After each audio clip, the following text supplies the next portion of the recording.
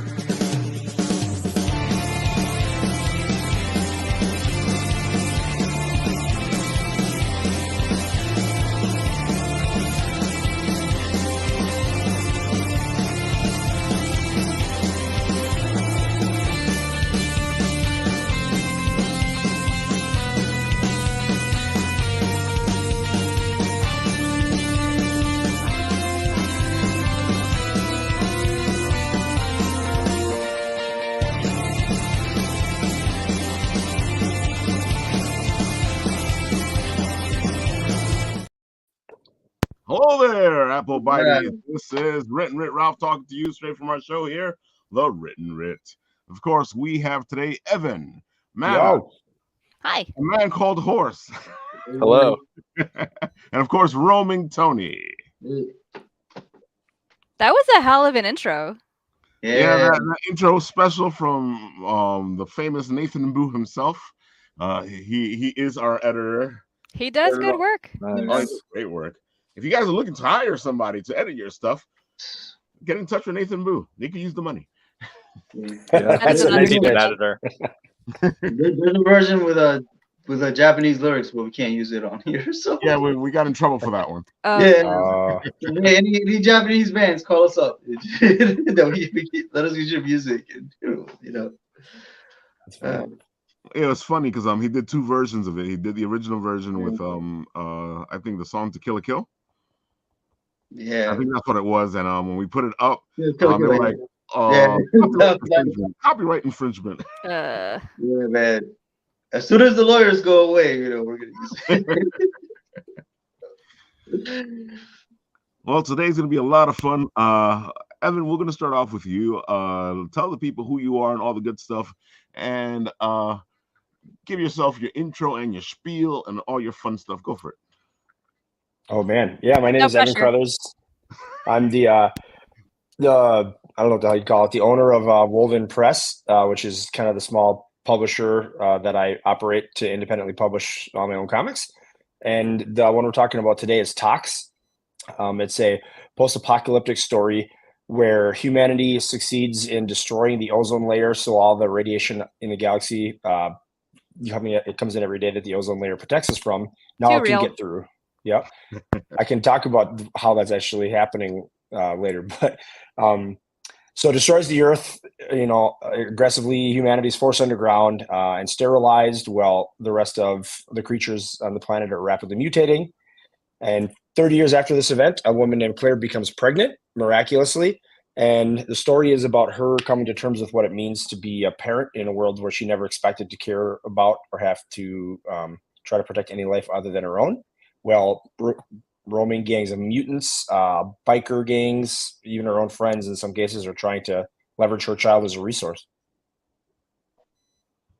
Wow. So that's it. and I already love this beautiful shot right here that we're looking at already. It's one of the covers to issue 5, right? Yeah, this Kickstarter is I've done sequential Kickstarters for the first issues, and this campaign includes number 5, but also the collected trade, which is 1 through 5. But yeah, this is a single issue for 5. I gotta say, I love when people do that, because I think sometimes people forget that you need to put the other books in, because sometimes they'll just put the one issue and you're like, okay, I think it's a waste of a Kickstarter. Yeah, for sure. Back issues. Oh, definitely. Because somebody's gonna be like, okay, so what happened in the other 4 issues? Yeah, I'm personally a huge fan of reading stories as trades too. I often wait until I can read a collected version of something too. So I'm assuming other people are like that. Yeah, I heard someone say at a convention where it's like single issues are for collectors and trades are for like readers. Yep. Because the Yeah. trade, you just sit there, you binge read it, and like single issues, like they have all the variants and stuff, and that's like more of a Yeah. collector's thing. Pretty Yeah, much, the yeah. the trades usually won't go up in value. So Right, and they're more Yeah. affordable. You can PVC get grading really, there are exceptions if you get it signed by the right person, but usually trades don't go up in value. Right. And then you have the diehard people that are like, I want individual issues on my pull list, every time they come out in the store. But I think I don't know how these people have shelf space for all this stuff. I had to stop collecting comics a very, very long time ago due to yeah, for sure. no space. I Same. feel you. I'm looking right now at something that should be out of the house already. Oh no. I have huge closets. Basically, there's no clothes in there. There's a lot of comics, so A lot of long boxes. Oh, yeah, it's Grant. Hey, a Grant. lot of long boxes. I can't even go through them anymore. I'll try. At some point, I give up. It's like, you know what? Forget it. Just, These are for my children to look at one day. Then yeah. I'm long dead. I don't buy as many as they used to because they cost way more money. So it's not, now it's like I'll do like one long box maybe every 2-3 years. It's not as many as it used to be. That's not terrible. Yeah. Yeah. So, Yeah, I had to stop. Like, I one day I went to the comic store and I hadn't been there for a while, and I ended up buying $1,000 worth of comics. what? And I was Bro. like, oh. Well, that's how long it was since I had been there. And that was one of the moments where you sit there and you go, I'm not reading this stuff. Right. House. Like, That's the worst. Hey, You just sit there and hold your head, and you're like, "What have I done?" Exactly. Just like, Just hey, buy it to go in a box. I missed the last 5 years of Batman. Could you give me that? Thank you. Like all of them, all of the different variations, like all 30 of them. Oh, all 30 covers. I was Yeah. collecting a lot of books. That's why I read digitally, because that $1,000 of books is way too. I'll price aside, that's a lot of stacks of paper, but you put that digitally, your wife doesn't complain about any shelf space being gone. Also cheaper. That substantially. Yeah, cheaper for sure. Especially on Kickstarter, where like books are a lot more expensive. So it's like I can't, like, especially also I know so many people launching things. It's like I'm backing maybe like at least 5 to 15 campaigns a month, and I'm like, I can't afford to pay like $15 to $20 per single issue. So like I love you, I will throw $5 at you. That's really all I can afford.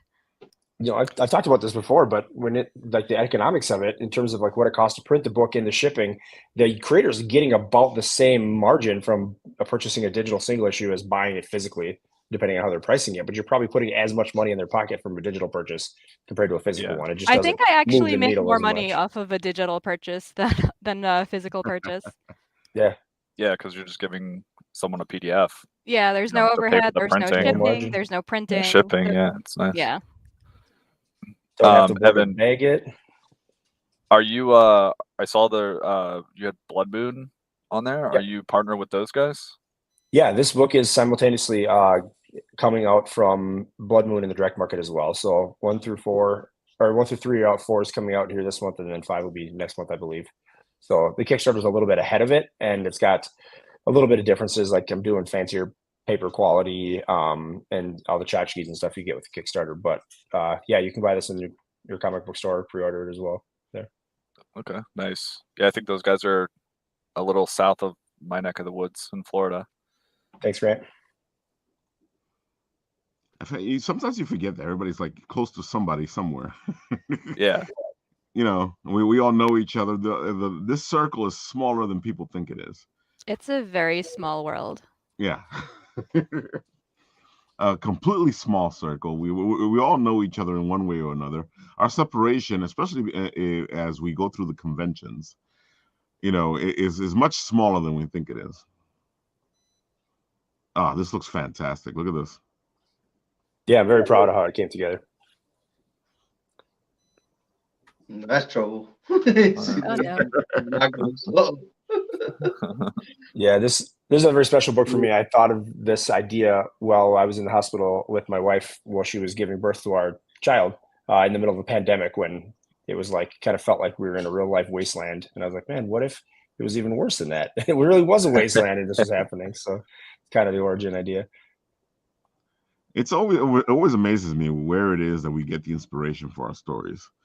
You know, people think it's we're sitting at our desk and stuff happens, but it's never like that. Oh It's no, I very never rare get that- ideas at my desk. Are you kidding me?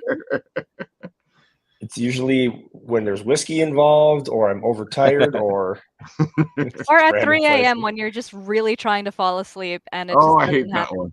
And then you that's wake what up I hate, thinking, like, like, God, I damn it. had that great idea, and then you can't remember what the fuck it was. Yep. Or it's like you try to write it down and it wasn't as cool as you originally thought it was Oh, going that's to be. even worse. Yeah, that hurts. That was just a night wasted. That is even worse. You know, yeah, especially because you're once you're thinking about it at that moment, you're like, oh my God, this is fantastic. Then you start writing it down, you're like, what the freak was I thinking? It's like, this No, sucks. I've always said someday when you can record your own dreams, like all the best ideas will suddenly be present. You'll never, you'll think of all the best shit and you'll have it right at your fingertips to remember. Oh God, no. My dreams are always like nonsensical. So it's just going to be like a jumbled mess where it's like, oh, we're in a car. Oh, but suddenly we're in a pool. And like, that's not going to make a good comic. Yeah. Oh, I gotta Well, that's admit, what yeah, some writers of do. my dreams are just like that. Just a mess. I've never gotten anything cool out of my dreams.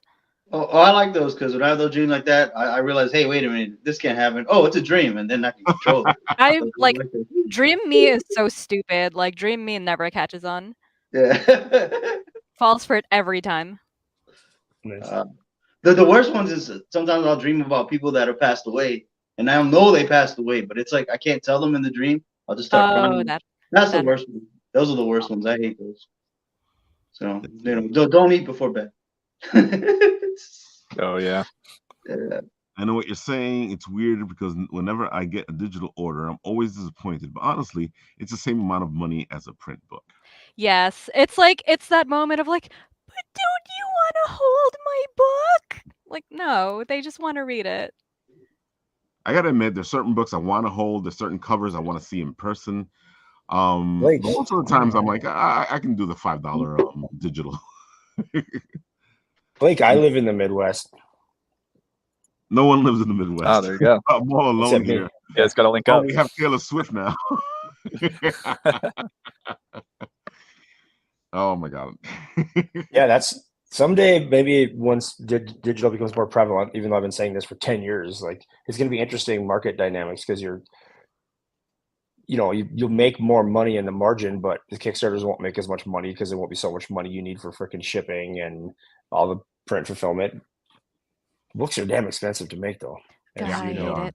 And they're It only always getting bugs- more expensive. It always Yeah. bugs me out when I Yeah. run into somebody who's doing the Kickstarter and it's like shipping is free. I'm like, huh? I mean, Price. sometimes they build the cost into the book, so it's like if it was $10 for the book and then $5 for shipping, they'll just say like $15 for the book and shipping is free. Wink, wink. Right. Oh, that's a good way to do it. And then you think the audience thinks they end up winning.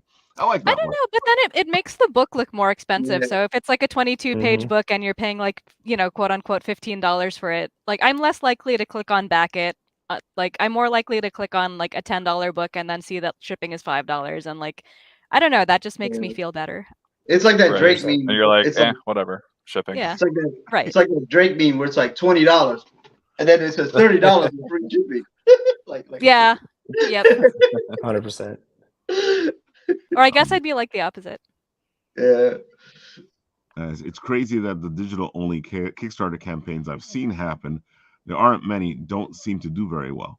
I can agree with that. Yeah. I have to admit, I do want to see a physical tier, whether I'm going to support it or not, because it just like, I guess it's the old timer in me. Like you want to see that comic.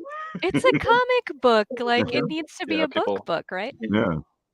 Like Yeah, like for me, sure. like I'll do campaigns, and sometimes I'll get print, and then there's like a tier, or it's part of my tier to get the digital. They'll send me the link. I'll never open it. Like, it's Yep. just- I like think a lot of print. people do that. Yeah. Yeah. I think Or I'll just read the digital copy if I'm not going to open the physical copy. Mhm. Like if I was good going to idea. collect it. As a collector, yeah, that's perfect, Yeah. actually. I mean, I'll read digital sometimes, like manga. I'll read digital lots of. There's some manga that'll never come here that just won't for legal reason, whatever. And it's scanlated. Don't really have a choice. I read that. I read that stuff. I'm fine, but I mean, so Yeah, like webtoons. but comics, I like just read it. I still like holding it in my hand. I don't know. I'm old school too. So yeah. That's the problem. Is most comics readers are old school because we're all getting older in our lives and started reading at a time when digital wasn't a thing, and we're not getting enough young new readers in. Well, with our Yeah, generation, like things just look nicer in digital too, like the colors and everything. Brighter like, colors, yeah. Yeah, everything just looks more vibrant. Like you can appreciate like more of the textures and stuff. You can zoom in if your eyes don't work. And the font's too small. I gotta admit, Yeah, sometimes I zoom in, to check out the details on what I'm looking at, but it feels weird and clunky to me. Sometimes depends on the app. Sometimes, yeah. Well, and what else you can do with digital comics is read them in the dark. Yeah, I've started doing that.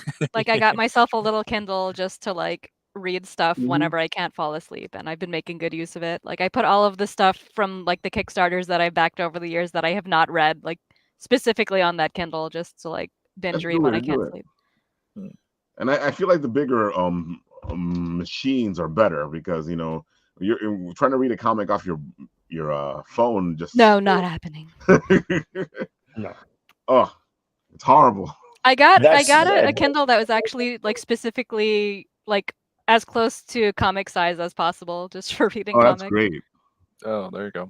There are apps like Global Comics, and I know Kindle does this too, with a guided reading view, where like if the creator does set it up, on a mobile phone, especially with a little bit bigger screen, it goes panel by panel, and obviously you don't get the big spreads and single page layouts and stuff, but you can consume it, reasonably adequately, for lack of a better word. It's not like it's not like you're works. trying to. Yeah, the formatting is different for sure.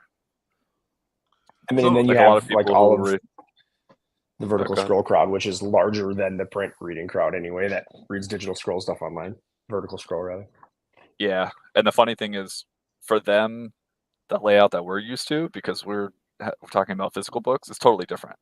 Like we put our book on one of the digital readers, and I saw the comments, and they're just like, "What is this?"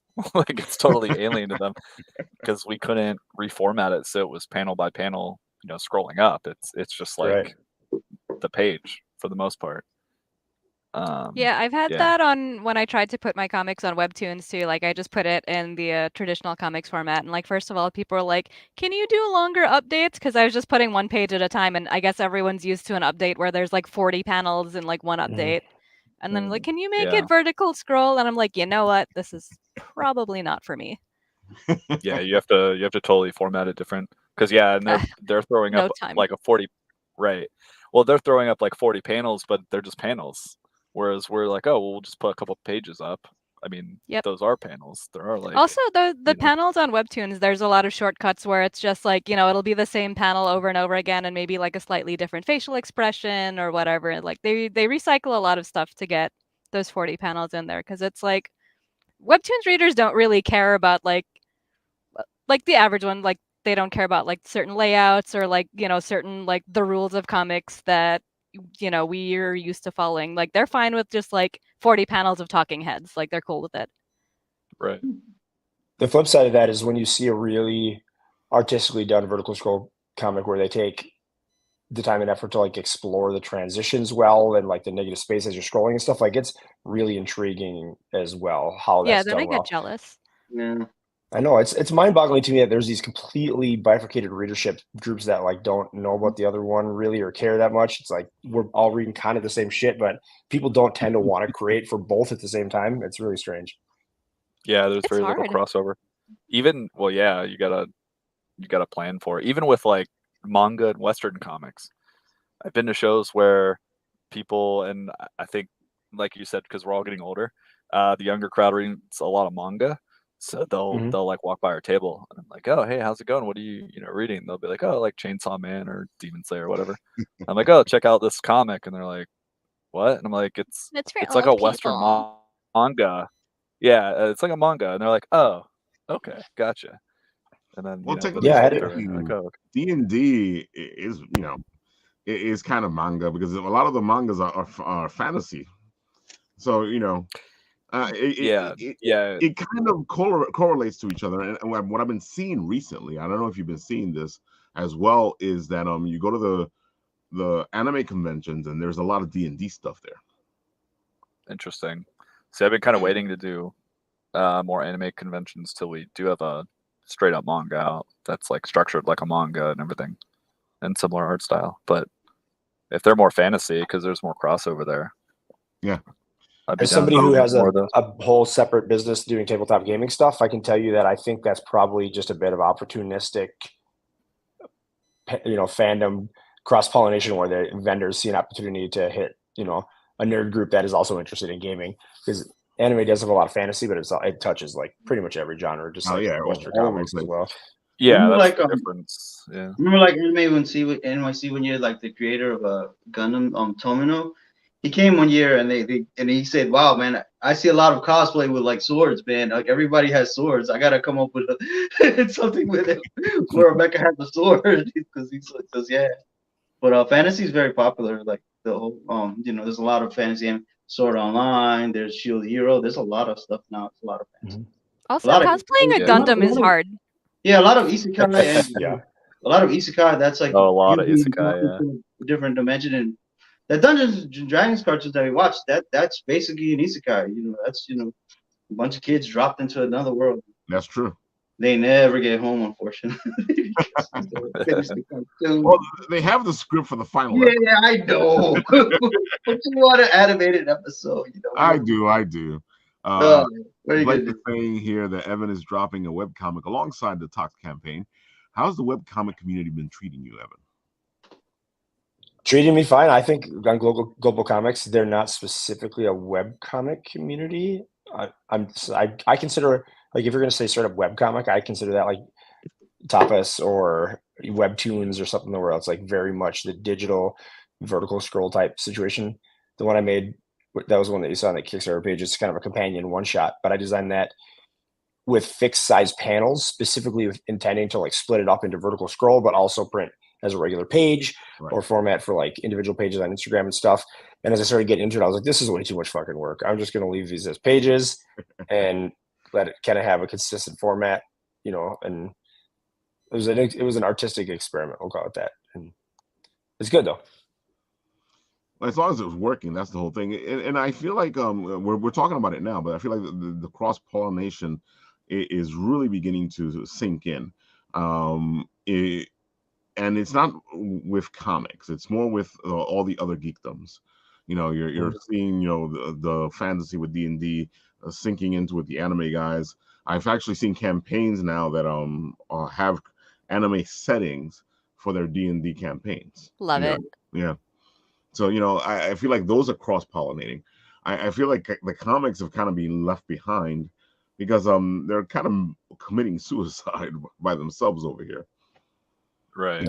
I mean, the direct market certainly. I'm actually working on a board game, sci-fi board game that has comic books as part of it for like the lead-in missions in between each of the sections, just to try to like specifically because I like comics, I like board games, I like all these different things. Like it's a very big Venn diagram of different types of nerddom stuff that nerds like. Like why not try to tap into more than one at a time and appeal to those audiences, make something a little bit different with a multimedia component.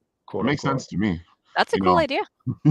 Yeah, makes total sense to me. I'm like, I know that half the times I just wanted to, all of it to cross over so I can just be over here, relax, and not have to worry about it. Yeah. So here's a question to tie back to our previous conversation. We were talking about manga and then comics and how they kind of readers don't identify between the two of them. I know it's a lot of work and money to make, like, let's say a collected trade, right? Like, for example, 5 issues, right? Like the cost of that to put together is substantially more expensive than an individual single issue. So economically, it makes sense to try to recoup individual issue costs as you're doing this. But I feel like the term graphic novel has such a different connotations and meaning than a collected trade, and the idea of like a trade that was serialized. So like I would love to see, I don't know how you'd ever do this, but I'd love to see an experiment where you like make your 5 issues and just release it as a graphic novel instead of a collected trade, market it as such, and see if you get more of a crossover from like manga fans or people that are, just say they read graphic novels, but I don't read sequential comics. I think it's I mean, we call when I sell we just call it volume 1. I mean, I rarely say, hey, I've got the trade out and it's got 6 issues. because Do you feel like that has an impact on the people when you say that in a good or bad way? Oh, for sure, yeah. Because when you say trade paperback, like most people only like diehard comic guys. I wouldn't say diehard comic guys, but that's like a typical Western comic thing. Like Eastern books, they're all volumes. Like so, if you just say, and so I interchanged like volume and graphic novel, and people that's more familiar to people. Yeah, I just like if you're using debt nomenclature, I think it makes way more sense. I will also steal that. Yeah, go for it. That one's free. No, because if you're talking about people who are readers, and most manga people, they actually read, and that's the market we want, right? Like we want readers. We don't want this like inflated spec market. Right. You don't want a guy to like buy your book and then just put it in like a slab somewhere and call it a day. Or like they call them comic coffins. Yes, I love that term. Exactly. So people who are used to just picking up a manga or a volume or a graphic novel, then they know, oh, okay, cool. This is, I mean, yeah, the graphic novel kind of has the connotation of this is a like a singular, like a standalone one cohesive story. Yeah, like it's a self-contained story. Yeah, right, exactly. Whereas if it's even though it's generally written like that, I mean, it'd be interesting. Right. I mean, like a lot of comics, they're writing for the trade, and when it's at its worst, it's very annoying as a as a weekly reader or monthly reader. It's very annoying. Like it's at its worst. Like imagine a Snow White comic book. You get the first issue. The first issue is just, ooh, the queen. Nothing happens except the queen says, ooh, I hate Snow White, and then you have to get the next issue. Like nothing happens because they're writing for the trade. They're not writing for us a lot of the time. So I just Yeah, you definitely have to pick a lane. Like if you're doing individual comics, it's better to break it up so it's a, if you're doing the outline, make it a cohesive story, depending on what your run's going to be. Also, like, why would you not want to like keep somebody engaged with like even the first and second issue for them to like keep reading and then get the trade? Like, why put so much filler and drag it out and be like, oh well, whatever, this is for the trade. Like, who's gonna stick with the story then? I mean, the thing with manga is like manga is serialized. So they don't do that. Like they come out like once a week or twice a week in a big magazine with a whole bunch of like 10 or 14 pages or something a week. It's ridiculous. Like, usually something, unless it's like a long fight, then that's whatever. But usually something happens in this entry. Something happens. Like there's a point A, point B. Something happens to get you to the next one, to get you to want to know, what happens next time. Right. And that's, they lose that. They're like they say, writing for the trade. It's annoying. When it's at its worst, it's annoying. When it's good writing, it's usually okay. When it's I never thought about that though. Stuff up eventually too. Well, like an anime episode is usually 2 manga entries. It's usually 2 manga entries. That's why, like a lot of anime, like the title will have 2 different titles. Like it'll say, Goku goes to the store. He likes to eat eggs. That was the chapter. Goku goes to the store was one chapter, and that was another chapter. They put it together. Something happens. Boom! It gets you to the commercial. Like, wow, I want to know what happens after the commercial. I'm not going anywhere. And that's why, like, that makes sense. Interesting. So. It's funny though, because I feel like not just comics, but I feel like a lot of the other entertainment has kind of lost its way, because like you especially like episodic stuff where you get an episode and nothing really happens in it, and you're like, okay, shouldn't you at least give them something? Oh God, the Netflix blow! Oh my gosh! Like all Disney Star Wars shows. Oh my God! Yeah, this has to be. This must be 6 episodes. No, it doesn't, man. Like, I don't know. I felt that way about Castlevania, which I finally finished watching, and it was just like a lot of the 10 episode series could have been like 3 episodes because you're just sitting there through like 7 episodes of monologues and like nothing's happening. Yeah. Yeah, that's the bloat, man. They're like, yo, this must be this long. Okay, we have to like no, it really doesn't have to be that long. Please just give me like 3 episodes, condense this. I don't need to hear like the same thing 5 times over and over again. It doesn't make sense. Like I understand it for TV, there has to be 13 episodes, there has to be this many episodes. We need content, but it's freaking Netflix, man. You're clicking it online. It should be allowed to go as long as they want. I mean, they do it. It's weird. They do it with the episodes themselves, though. Like one episode will be 40 minutes, another one will be, 6 an hour. now or 10, but not with the True. series. Just with the episode count. It's such a Why strange are we thing. all writing 5 and 6 issue story arc comics for collected trades when nobody gives a shit about that format anymore, too? You know. Yeah. We're all used to it. We're all creatures of what we expect to see. Exactly. It's different. No matter It's what. so funny because I feel like what you were saying before, Evan, where I think it's time where a lot of these Kickstarters, especially, I know it's more expensive to do the bigger book, but sometimes you probably will do better by doing the bigger book. That's the you get dream, the whole thing right? in one shot. Yeah. And if you don't, Yeah. you don't get other opportunities to make it up. But then you do get to, I mean, and everybody knows, obviously, if you're doing these campaigns, you're buying extra, you're selling them at cons, you're trying to make money in other places other than just Kickstarter. Mm-hmm. But I know personally, I'm switching a lot of my stuff to either combined multi-issue releases or like 48-page prestige issues. Because as a reader, nobody wants to read 22 pages or less at one time. Like, that sucks. You need enough to be, to determine if you're going to like it and enjoy sitting down to read for more than 10 minutes at a time, Right?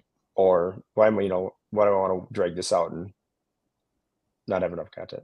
This is why I make my single issues like at least 30 pages. I feel like it's a good number where like people don't feel like it's too long to read, but it also doesn't feel like it's so short that they didn't get their money's worth. But Matt, that's what I like about what you agreed. do. You actually make it into an experience. Each issue is an experience. It's not like oh look, this is the first issue. No, it's like, okay, it's almost like you're going, this is the first book, and this is the first part of the story. And Oh here's yeah, the second book, and this is the second part of the story. I Here's the treat third book. every issue as like its own little like Mhm. mini story arc that builds Yeah. into like a bigger story arc, because like that just makes the most sense to me, and that's like what I like seeing from other creators. So like it made sense to like structure my own stuff that way. How does that translate to a trade though? Do you feel like then it's too, evenly paced once it's collected with the ups and downs and everything? No, I don't think so, because I mean every little section has like its own like little special thing about it that kind of like snowballs into like the next and snowballs into the next, and like it works, it flows. Yeah. But it's funny like because that. a lot of the old books, were the old the serial books. You would buy them, you'd have a story, but you knew it continued in the next book. But you had a beginning, middle, and end to that story in that book. And then when they collected them into a bigger book, and like the Sherlock Holmes and all the little bits of stories, it's its own thing. Because if you buy the big collected Sherlock Holmes book, it's a whole different feeling than reading them individually. Yeah. I think you Right. just answered a question I had about graphic novel and trade paperback too. I was thinking to myself, like, would a Western comic familiar reader see a book marketed as a graphic novel if it was a collected trade, and would they like think that was like poorly marketed or like some kind of mislabel? Whereas, like, you're right, like I've read tons of traditional literature where you don't even know the book is a collection of short stories. Exactly. Yeah. Even though they were published individually, but it together as a whole feels like that. But Yeah, I think you I just know put people together on the internet. Call it a collection. Yeah. I feel like on the internet though, if you do that, people would be like, "This isn't a graphic novel. This is a collected trade paperback." Oh, of course, our people will see We it. got you. We caught you. God, yeah, people get so hung up on like all of these little technical terms, like Definitions? actually, what you're doing is a trade paperback because graphic novels follow this format, blah blah blah. Like, I know. I'd love to just call my trade a graphic novel, but well, it depends on the story, right? Like if you're 5 issues, if at the end of the 5 issues there's like a major story beat, or like the climax or like the low point, I mean, you could call that a graphic novel, right? As long as it's something satisfying within, or Right. there's like something that happens. Because if you had like 4 issues and then you tacked on the 5th and you called it a graphic novel, then people read it and they're like, what? It just ends like right in the middle of this guy meeting a guy or something. Yeah. Then it's probably weird because you set a weird expectation of where the book. But if it ends in the story enough where it's satisfying, you could call it that. Something has to be resolved. Yeah, I think. Yeah, there has to have resolution. Even if it feels like they accomplished something. I like right, Andrew even over if it's here. not Andrew, the end. Even And if it's Isn't not a like graphic one- novel traditionally never before published content though too? Yeah, I think that's kind of the semantic differentiator, right? because I know some of the guys who do the Kickstarters, what they'll do with their trade paperbacks or graphic novels is they add stuff that wasn't there in the individual books. I've done that. Yeah. Love doing that. I Oh, added man. like some extra pages. I added like these cute little Q&A comics, and Mhm. like it was fun. I like adding something extra so that people don't feel like I'm trying to sell them the same thing that they already have. Yeah. Mhm. Andrew's over here like, actually, while fixing the eyeglasses. I can picture him doing that too. I can picture him doing it too. He was saying also that here we go. Reading pulp style anthologies could be a hit or miss, even shonen style mangas. Yeah, and with Shonen, you get really a compilation, right? Because it's Mhm. like it's not just like Dragon Ball; it's like Dragon Ball and 3 other stories. Exactly. I remember like Craven's Last Hunt, like when it was printed, it was they let the same writer and the same artist, they let them have every single Spider-Man, like they let them use Amazing Spider-Man, Spectacular Spider-Man, Web of Spider-Man. They let them use every issue that came out until the story was told. It was the same writer, same artist. When you collect that into a book, it's like a graphic novel. It's one story, it's one artist, and it's That's true. so Yeah, I mean, isn't that what trade? even though it's technically a trade, I mean, it's not. I mean, well, most people Wasn't just that where they regard it came as- from? What, Isn't that where the trades came from? Is you had like right? you had a writer and artist do a run of Yeah. like so many issues of That's how they Daredevil would do or it before. Spider-Man. Yeah. Yeah. And then the trade, quote unquote, was collecting like issues 92 through 108.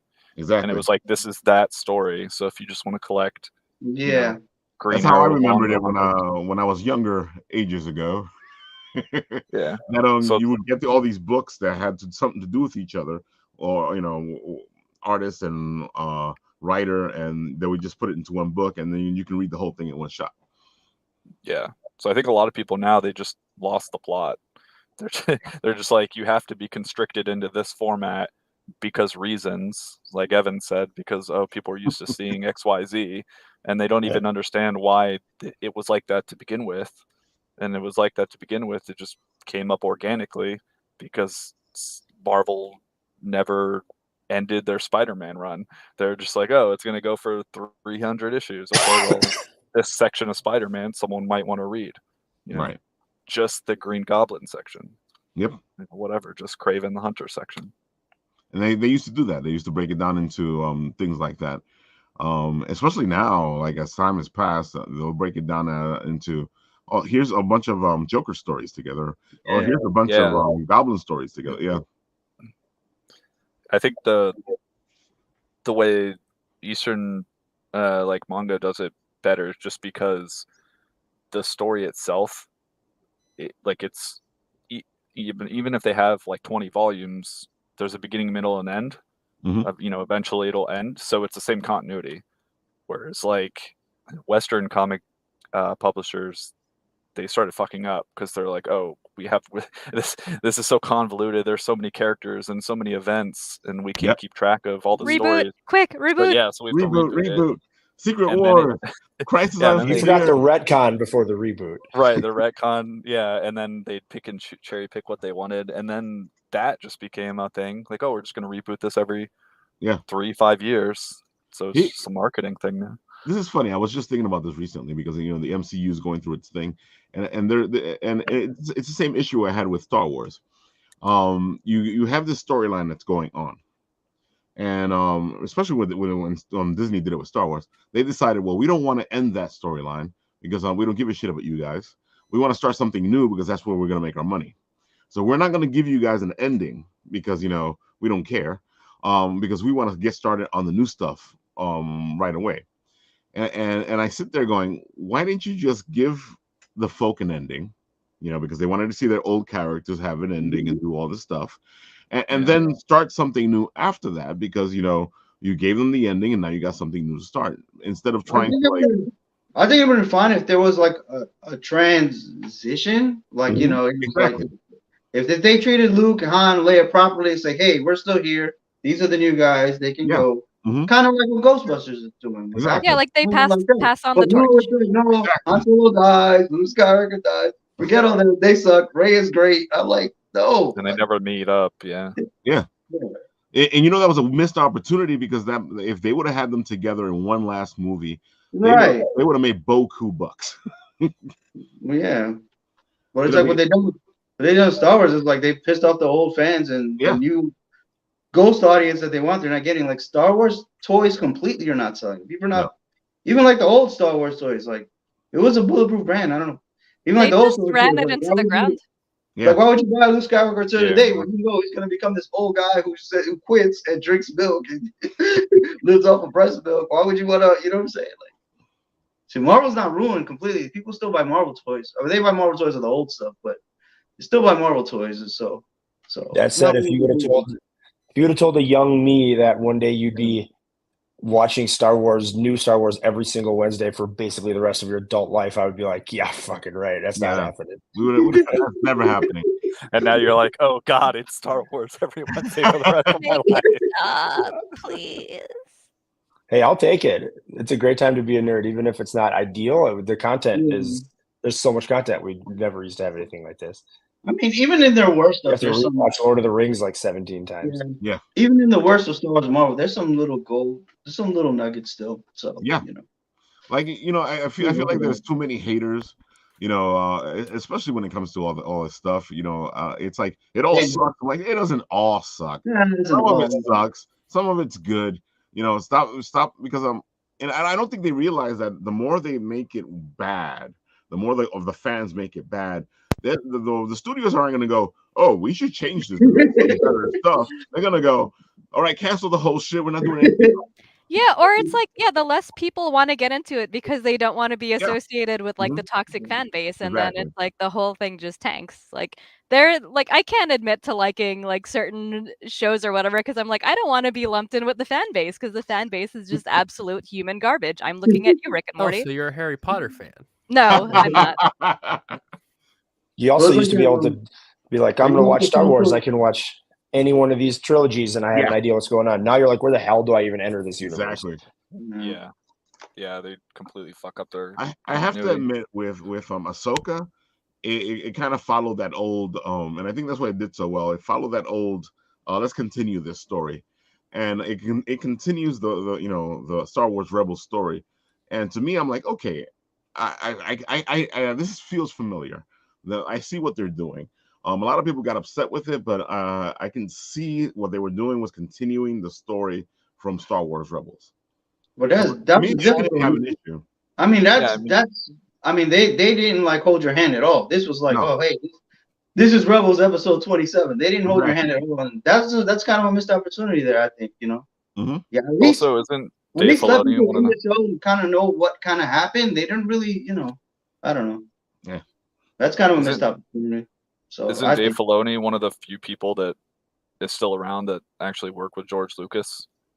Yeah, that Disney actually hired. Yeah, and then they just trashed everything else. Like they didn't hire people who worked on the other movies. They didn't they completely threw out the EU canon. Yeah, and like Andrew's saying, they're just like picking from the carcass. This is funny. I don't know. There was all the novels and stuff too when I was younger that I thought were canon for a long time, and they were like, "Oh yeah, pretend none of that shit happened." Oh yeah, but because they were canon for a long time. Yeah. This is funny. Star Wars fans love it because they have unlimited content to complain about. This is very true. Yeah. I mean, like if for them to use those novels, you gotta understand they have to pay these writers money. They can't, so they'd rather just make up their own thing. But that's why they did that. Yeah, they didn't want to pay anybody. They didn't want to pay any of those people. No, but even if that's the situation, shouldn't you read those books or find out what people like from those books and incorporate those ideas? That you can do for free. You think Disney does research? You know what? Screw all this. We're just gonna make everything up from scratch. Why? They have such a god complex that they think like anything they put out, people will just eat it up, and they don't realize that that's not the case. I mean, if you would have told me 30 years ago that Disney would run Star Wars to the ground, I'd be like, huh? Because Star Wars is bulletproof. The Phantom Menace, everybody hated that movie. Millions and millions of dollars. You know what I'm saying? You thought it was a bulletproof brand, but nope. They found a way to, it was the hubris, man. Their ego, man. Just, I don't know. To me, I just think even if you can't use those stuff, at least read it, learn it, understand it, find out what fans like. you know, and then proceed from They there. don't care about any of that. They didn't do any of that. Or like get somebody who, like, you know, I don't want to say like a super fan, but like a writer who has been like a long time fan of the series or whatever and knows like. I mean, that's Dave Filoni. He's probably the Favreau, hardcore Star Wars fan that's ever existed, admittedly, self-admittedly. Yeah, I mean they just have no idea what they're doing, like from a business standpoint. Like again, look at manga. Like the best manga rise up, right? They get popular, people love it, and they make an anime. And the anime actually lines up with what's good. Yep. And you could take this whole conversation and replace Star Wars with Marvel, and it would make complete and utter sense too. Yeah, that's like exactly everything we said. That's why I started the conversation because I feel like with both Marvel and DC, they got these universes already that they created, and I'm sitting there going, okay, why are we starting freshly over? Why don't we just have a Crisis on Infinity Earth or a Secret Wars, and then you can give the old fans, oh, okay, here's your old world, and it's getting destroyed because this event happening, and then by the end of this event, it'll be a whole new world. You know, it works in the comics. It'll work as a movie, and people are hungry for this stuff. Who doesn't want to see Crisis on Infinity Earth as a movie? Who doesn't want to see Secret Wars as a movie? You know what I'm saying? Yeah, but they also, their idea of making movies now is taking the worst selling comics that were canceled multiple times and making those into movies. Yep. Why? So that's what I said. Why? So like I don't know how good your Secret Wars movie is going to be. Well, I mean, that's what they're leading up to now, right? Yeah. Well, no, not really. Because the way they're doing Hickman's Secret Wars, you know, all the universes combined fighting for each other. That version of Secret Wars. The way they're doing it is more like, okay, we'll do this. It has nothing to do with finishing storylines, appeasing fans. It has nothing to do with any of that. It's more about, okay, we like this big event. It's coming. It's going to happen. We don't really give a shit about anything that's come. Again, the Star Wars problem. We don't care about anything that's come before because we're going to make the Secret Wars and we're going to do it the way we want to do it. God Complex again, because we're going to put our 2 cents into it and you guys are going to eat it up because I am God. Yeah, that checks. Yep. I also think they realize their movie and TV going audience is much larger and is much larger than just the comic reading audience. I mean, what percentage of people that watch Marvel or DC movies are actually the people who read or cared about the comics? And they don't care to make money off of that 5% of their total viewership. Well, the thing is that when they please us, we tell everybody else, we're like, hey, man, no, this is good. Go watch it. Because we drive that, though. When you don't please us, we do the opposite. You know, we say, hey, this is crap. Go watch it. Doesn't help, you know? Do not anger the mouse. Uh-oh. Yeah. It's dangerous. Oh, my God. So, Shadowmare, you know, or should I call you Horse? No, not Horse. You have to call him a man called Horse. Like a pimp called Jack. Yes. Oh, no, the mouse is after us. Oh, no, we can't show that on TV.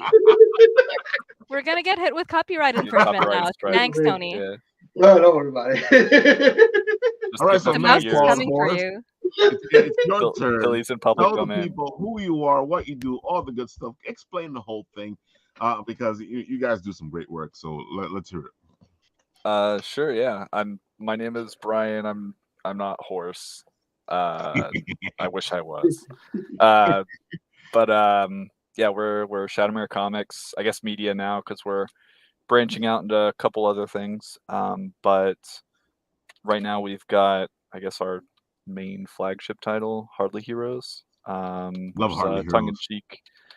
Me as well. I can't say I can't get enough Hardly Heroes. And that one is based on our D&D campaign.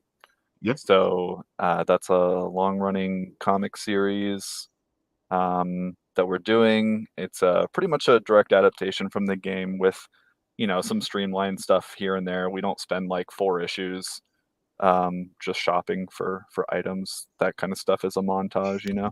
Yeah, that's usually like 3 sessions. Exactly. Right, exactly. But I would say almost it's almost lining up to be a session and issue, which is cool. But That's anyways, pretty yeah. good.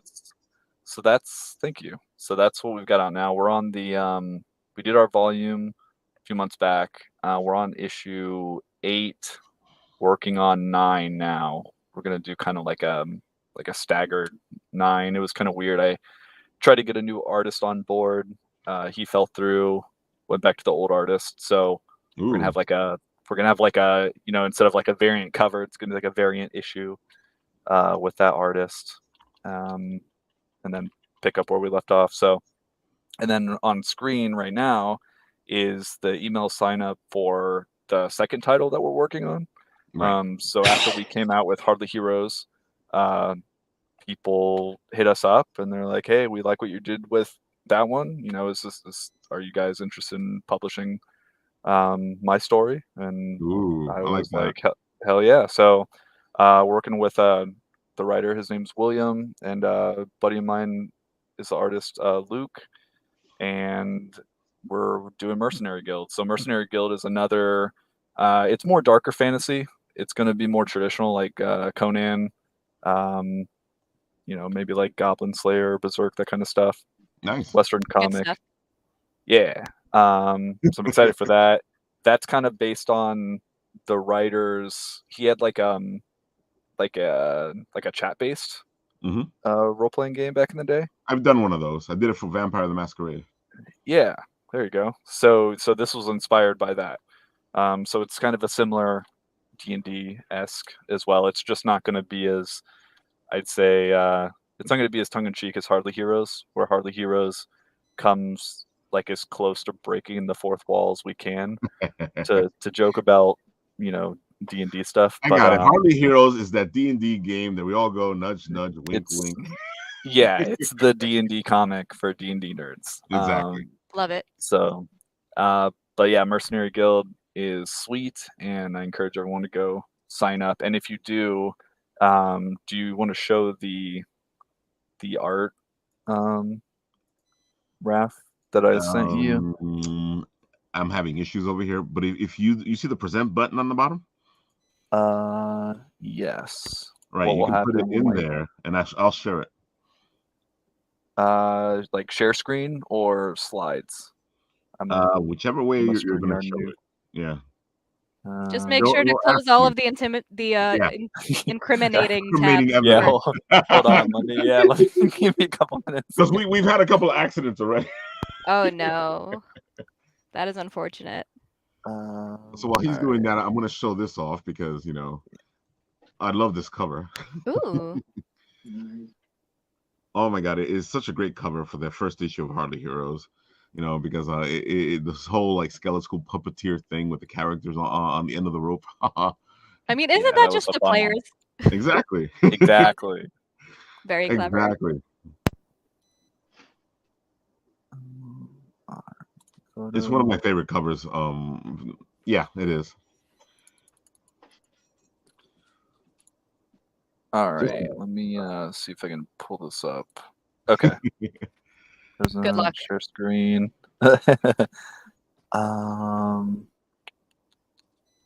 Yeah, you got to figure out when you say share screen, it'll ask you what to share. You should be able to find what you're trying to share in the choices. I feel like it's a StreamYard class now. Yeah, I'm a StreamYard noob. I do. Oh, here we go. Perfect. So I can just share this. Was that working? Hold on. Here we go. Ooh. There you go. Beautiful. Yeah. So if you guys do the email sign up, and if you then pre-order whatever campaign we end up doing, we'll probably do like website or Kickstarter, Indiegogo. There's a newer one that people are starting to use called Fund My Comic. Yeah, I know that I've one. had What the a privilege clever of name. meeting. Yeah. And it's just comics, and I met the creator of that. He's a cool guy. Cool. So we'll be doing that too. Anyways, so if you pre-order using the same email, you'll get this exclusive. Her name is Nicole. She's like a support kind of like utility cleric-y, like almost like a scout mage. So you'll get a exclusive collectible card of her awesome sexiness, and it will be fully colored and everything. But the Who's artist here? His name is Luke Aglietta. Nice. So yeah, he's great. He does really good work. So he's done this. He's doing all the interior pages. Well, that's some beautiful interiors. Yeah, it's pretty cool. If my setup wasn't so crappy, I would show you guys some interior art. Why don't we do that next time? Okay, sounds good. Well, you know we're gonna have you back. Yeah, for sure. But yeah, so go sign up and then get a cool exclusive card. But yeah, it's fun. So we're working on that. We're working on a manga. We're working on. So people kept coming up to us and saying, "Hey, turn Hardly Heroes into a game. Like, do you guys play it? Do you guys play it as the campaign?" And I'm like, "Well, if we streamed that, then we'd be spoiling like 10 years of story." So we decided that we're gonna do a module for 5th edition D&D based on the comic, based on the campaign. Nice. So we're getting that ready. Yeah. So we're gonna have like an early access. Is that the preview that we played, right? Yeah, actually it is. So Matt ran you guys through, I guess, up to really issue 3.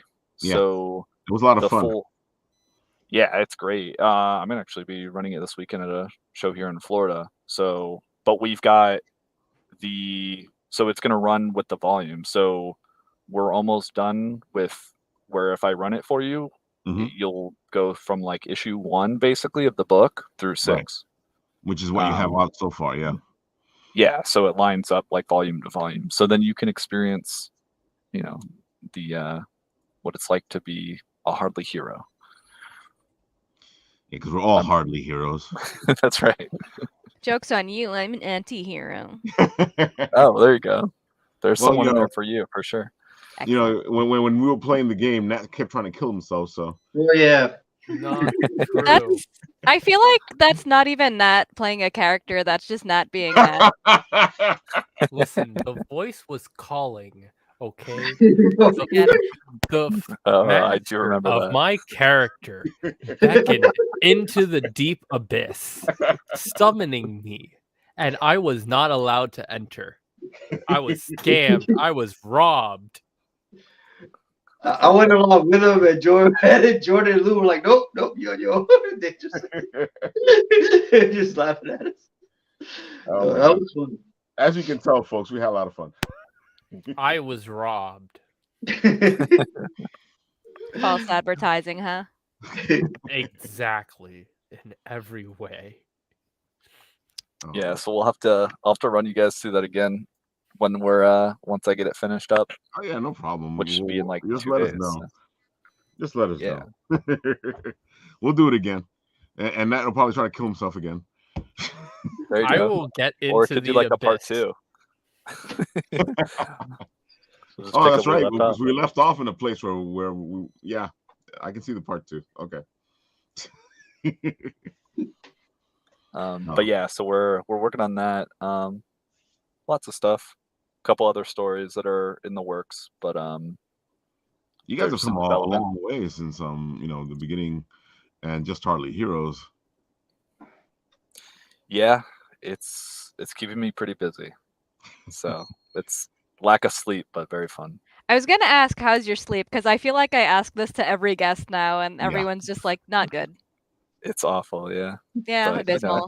What's like 15 years off your life to? It's it's the bad years anyway. That's like the adult diapers wearing, like dementia years that you're losing anyway. Right, exactly. That's true. I don't want to go for that. I don't want like Jimi Hendrix young death, but Oof. like a cush retirement, like my 60s. Yeah, that's a good number. Yeah, why not? I want to enjoy a couple of years before I go. Yeah. Right. I want to have fun. I want to do stuff. Yeah, maybe I die doing stuff. Retirement age is like 65, and most men pass at like 72. So. Wait, aren't they trying to raise retirement age to like 67 now? Yeah, 68. Yeah, well, That's most people retire when they're like 70 now anyways. Yeah. Just keel over at your job. That's what they want. Yeah. Yeah. All right. So one more time, tell them where they can find you, all the socials and all that stuff. As I put up re-put up the Instagram over here. Sure. Yeah, we're pretty much everywhere at Shadowmare, shadowmarecomics.com. Mercenary Guild sign up is themercenaryguild.com. So we've got that, and then mostly we're on Instagram because I'm lazy and I'm terrible at social media. So hold on, I forgot. Fair, what I needed very to do. fair. There we There's go. so much social media now. It's like it's there's too a much. lot. You don't know where I to don't go like it. anymore. X this, What do I tell people? Twitter that. Oh, that's me. Yeah, there you go. If you guys want to take a look, That's not a horse. That's a man called horse. That's a man. Fair, a man called horse. Oh, so what conventions will you guys be at? Because I know you guys have been busy hitting the conventions. Yeah, we're trying to pull back a little bit next year, see how it goes. But typically we do a couple of the bigger ones. So in Florida, I think MegaCon in Orlando is the biggest one. So we're gonna do that. We've been trying to get to MegaCon, so maybe we'll see. Yeah, man. Oh man, that'd be awesome. Yeah. We can hang out. We should all get a giant Airbnb or whatever. Oh, that'd be great. And like play a one-shot D&D campaign. Oh, definitely. I was already thinking that. Hell yeah. And then I won't even have to work at MegaCon. It'd be great. I'll just be like, okay, guys, you man the table, That's true. You get like extra workers. Yeah, just get a couple extra people. We're good to go. So we do that one. We do one in North Carolina. It's called Heroes Con. So that one's actually pretty sweet because it's one of the few like. Oh, did you go to Heroes Con this year? I went. I went actually, but I didn't see you. I was in Chicago that weekend. Okay. So I will 100% be there. We were there. So like Matt and a couple of the guys were there. But we go. Yeah, that's. But it's so big, man. There's people I know that I supposedly walk right by them. I didn't see them. That's why we call you Roman Tony. That area for the vendors is huge, man. Like, yeah. Oh yeah, but it's cool because it's a lot of indie guys. It's a lot more. People are there for comic books. It's not like, Heroes Con is a comic book. Right, all comics. Yeah. And there was comic strip artists too, which was different. Those That's right. Yeah. There was a big comic strip panel. I mean, they had a big table for comic strips, and then they had the panel. The guy who did what's it called? Fox and Mindy, I think he was there. Yeah. What's it called? Foxtrot. Yeah. Yeah, he was there. So that's like a newspaper comic. Yeah, it is. Yeah. we love our comic strips here. There's some cool people that get there. So yeah, that's a fun one. Okay, cool. Well, if I see you there next year, I'm gonna yell Tony. Sure. Roaming Tony. I saw Roaming Tony. Of course, folks. If you see Roaming Tony, say hi. Yeah, so that's a good one. I considered coming. I'd love to come up to New York, not necessarily to like do the convention, but just to go to New York Comic Con and hang out with you guys. That's the wrong con to hang out at. An experience. Oh, really? Yeah, Anime NYC is a better con to hang out at than Christian. He just likes Anime NYC. No, like let's be honest. How hard is it to actually find someone in Comic Con, and how easy is it to find someone in Anime NYC? I gotta admit, when you're talking like that, yeah. True. Well, we would plan it. I mean, if I'm going up there, I'm hitting you guys up like. Oh yeah. Like here's the thing. Anime NYC is the bigger show. It has more people. Oh, really? It's just easier to find people. Oh. Yeah, as you can tell, Matt's enamored by Anime NYC. Not enamored. We just went through this last, 3 weeks ago? Look, you had more credit before the NYCC people took over. That is true. We don't know about this year yet. This year's going to be interesting, man. This weekend should be interesting. Anime NYC is this weekend, folks, of course. We are on the road to Anime NYC, and of course, we shall be showing off all the beautiful stuff we find there and all the beautiful friends that we have there. Because there are a bunch of friends who are going to be there, and you guys should check out all these beautiful artists. Like our friend Kat and our friend. Do you want me to go Chris down the Angel. list? Do you want to do it? like, Go ahead. Would you Go like ahead. me to go down the list? I have a Go for list. it. I have a list here just for this moment. Okay, I have a beautiful list here. Go for it. People with such as Lucid Sky, Ace Animation, Gosai Khan, Christian Angel, Avery Qua, Les Draws, Jing Yue, Shi Art, Jetty Jet Show, Melty Rice, Hamling Illustrations, Geek Nami, KD Fox, Rydeth Mochi, BB Sama, Churrofish, Crystal Hearted Cat, Doodles Draws, Chizu Works, Closet Geek, Staryu, D&T, Knights of the Abyss, Mori Galaxy, Saiju Studios, Sorbet Jungle, Tentacle Kitty, and Toy Mandala, as well as a couple of other people inside there. Yeah. We got a lot of friends this year, and I'm going to make sure to hit them all up and put the little interviews on the Instagram so you can go check them out because, dude, some of these artists are phenomenal. You're going to get another Christian Angel piece. Oh, definitely going to get another Christian Angel piece. Let me see. Can I do this without dying? Let's it's find gonna my God. crash. It's gonna Oh crash. my God. It's gonna crash. Don't do it. Oh my God. Bye, everybody. my God. Oh! It's him. Right here behind me is the beautiful. There it goes. The beautiful Christian Angel piece. That is actually Castlevania. Amazing. Nice. He does So amazing work. And now, before the computer dies, Just like that, he's gone again. He's gone with the wind. Evan, have you been hitting the cons as well? Yeah, I have a 2-year-old child, so that took a little bit of the wind out of my sails in terms of the con stuff. But Oh, definitely. I did a bunch of local shows for a while. I'm looking to get to more national shows next year. I've been waiting to have a larger selection of finished projects, but after Toxx is done now, I'll have three collected trades from different series and more stuff on the way. So I think it's a good time to get out there and try to Definitely hit the trail a little more. I do feel like independent are you're let me show this in a minute. I do feel like independent do very well at cons. It's one of the best places to actually sell your books because you're actually meeting face to face with the audience. And I find that a lot of convention goers are more apt to buy themselves an independent comic at a convention than sometimes in a Kickstarter.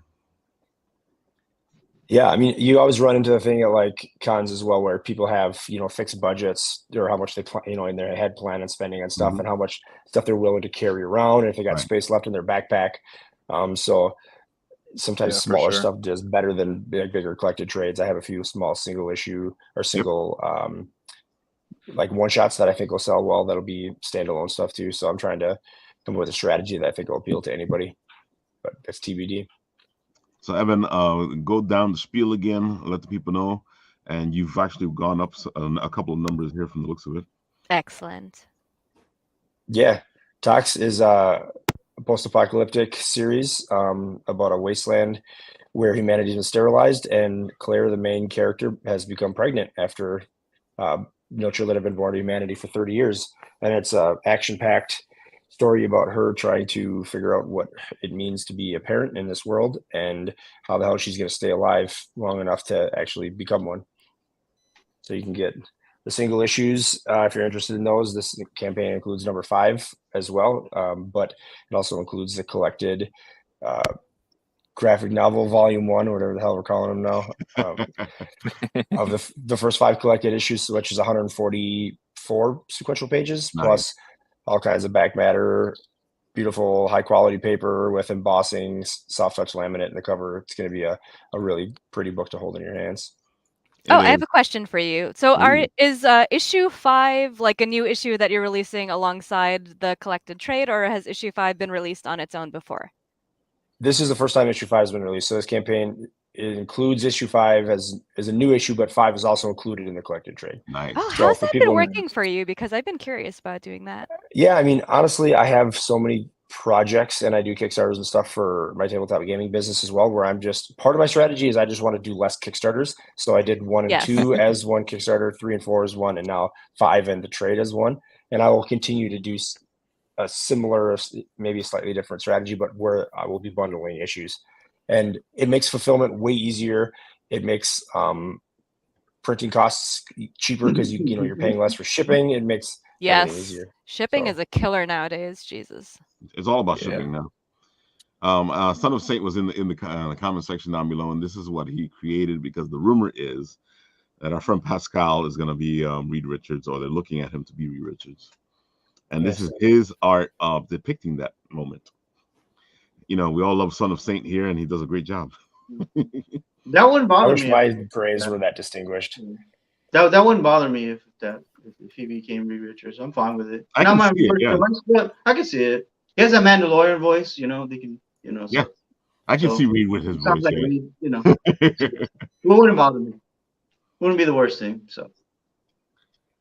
Let's see what else we got over here before we go. Of course, our friend Bixby Grant, Mummy Private Investigator. Oh Yeah. my God! Look at that. Ooh, I love when it goes up. Right? I give you full credit for that. Here we go. Bixby Grant, Mummy Detective. Dude, he had me at that. And I love the art for this book, and it looks amazing. Go check it out. He's already funded. He's at 6,242, 261 backers. So it looks like your prediction went way over. Yeah, I said 245 at least, and like I'm happy to be wrong. Like he's killing it. He still has 7 hours to go, so we're in the 275. nitty-gritty. 275. Exactly. Let's get him to 275 backers. We can do that. You know, folks, sometimes $1 helps. And Yep. the more backers a project has, it puts the next project in a better place. Yep. All right. That's Bixby. Of course, Dirk Manning has his Hope book out in time for the holidays, his superhero book, Hope. And he's at 11,284, 224 backers with 22 days to go. So he has a while to go. He's already past his funded goal, which is $5,000. Wow, nice. And you're able to get both volume 1 and 2 in this collection. So go check out Hope. It's a great superhero book. It's a little different than what you're used to, but you really do want to pick this up. And of course, our friends over at Bad Ink have their book out, Interdimensional. They're doing pretty well. They're at 9,146. Oh, there you go. Look at you with there your you go. magic. 9,260. Their funding goal was 6,000. They're at 139 backers, 27 days to go. So they got a long way to go. They can go high here, folks, if we help them.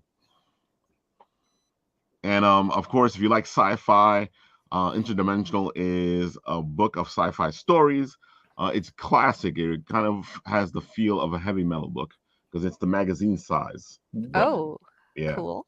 And the art in this is beautiful.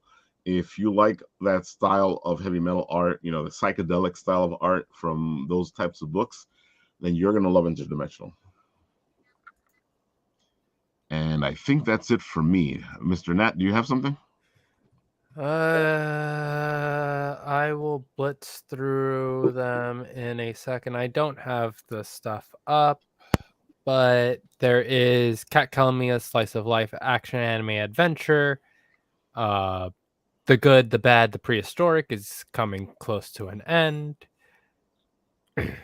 Astro Witch is also getting close. Scott Harris's Quest 1 and 2, Paladins versus Zombies, I think, is coming to an end as well. It's coming to an end, and it's funded. Woo! You go, Quest Boy.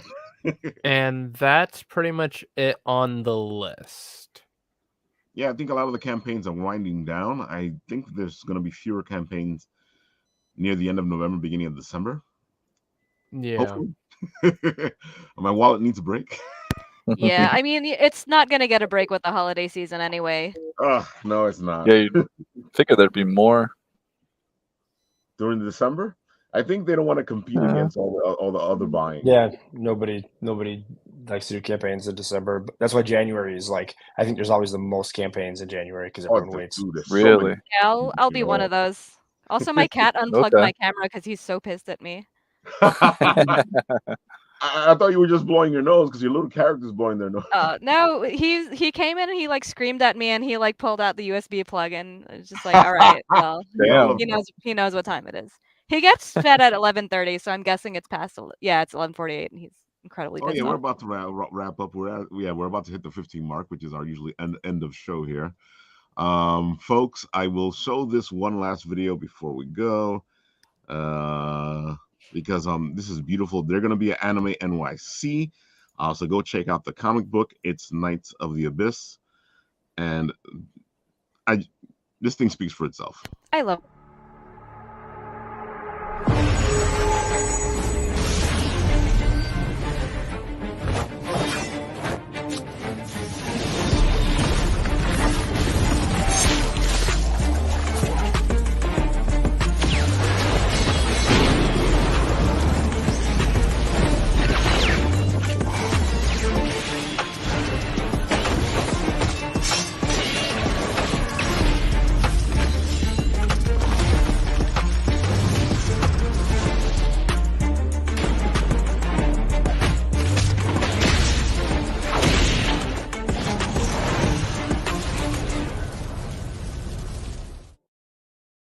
You saw that fire trailer just now? Well, what if I told you you could own a piece of that anime? If you head on over to WeFunder.com, you can invest and claim a part of it for yourself, thus making this more than just your regular anime. This is fan-owned, people. Check it out.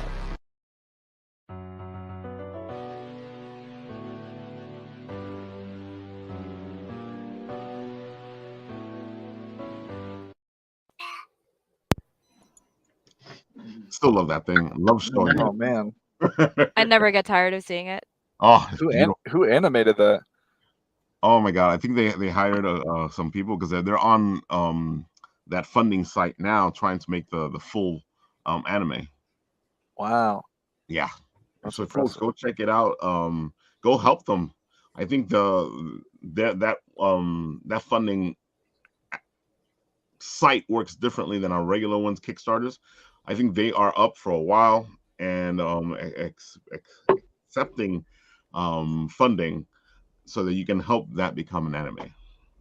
Okay, cool. Is it kind of like Indiegogo where it's more flexible? Like Yeah, it's way more flexible. kinda... I think it's up for like a couple of months. 6 months, I think, Yeah. was the thing. Oh, cool. Yeah. Go check it out. It looks amazing. If you guys are going to be in New York at Anime NYC, New York, at Anime NYC, you guys can go check out Night of Abyss. They're going to be there as well. And the comic books are as beautiful as the anime. He's actually stayed consistent with his style.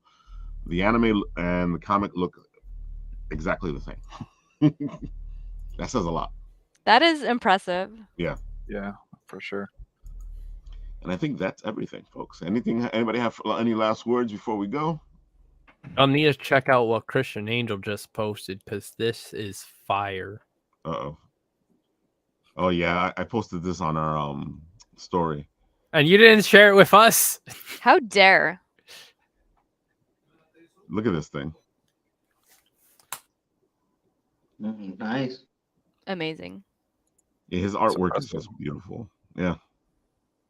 Eventually, I'm gonna have him do a cover for us. Oh, he fits right down that alley. Yeah, he does fantasy beautifully. Yeah. That's Chris Angel. He's gonna be at Anime NYC this weekend. Go check him out. Like you saw, I have that beautiful banner behind me, and that's one of his pieces. And you can have one too if you want. But you go buy it from him at Anime NYC.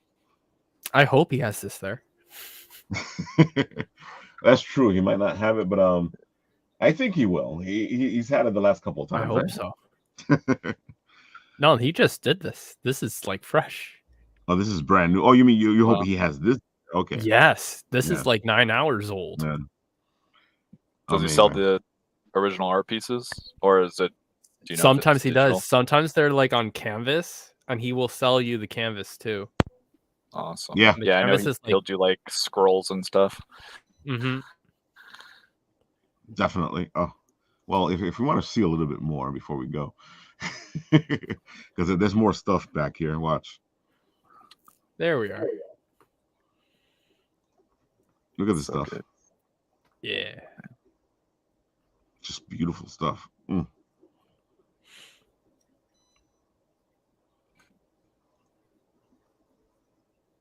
Yeah. You can hear us all salivating at the artwork.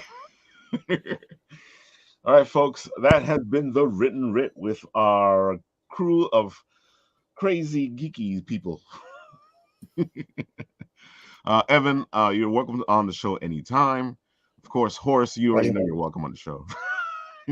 Thank you for having me. It's not horse. It's a man called Horse. Called Horace, just like a pimp.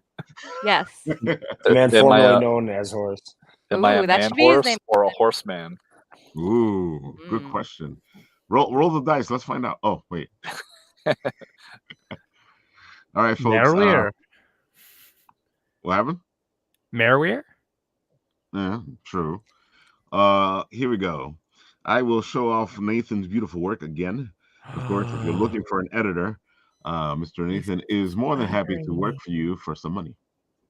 He's flattering me today. It's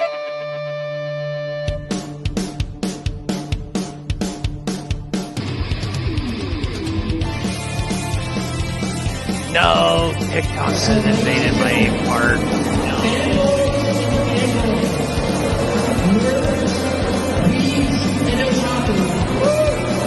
Welcome back and welcome home.